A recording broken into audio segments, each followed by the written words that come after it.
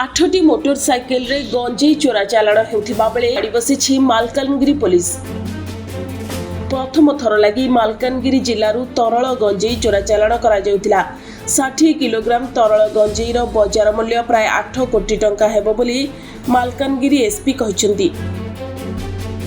चित्रकोंडा थाना अंतर्गत एसआर छक निकट रे पुलिस एही तरल गंजेई जबत करिछि।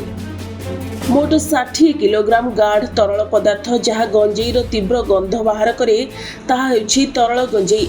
ओडिशा पुलिस हातरे प्रथम थर पई तरल गंजेई धरा पड़िछि।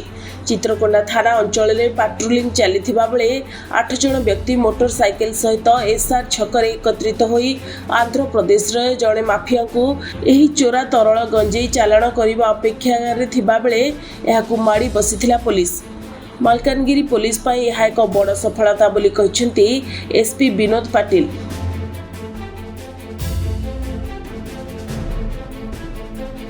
कोरापुटरू वेंकटेश राव को रिपोर्ट सनस्टार टीवी।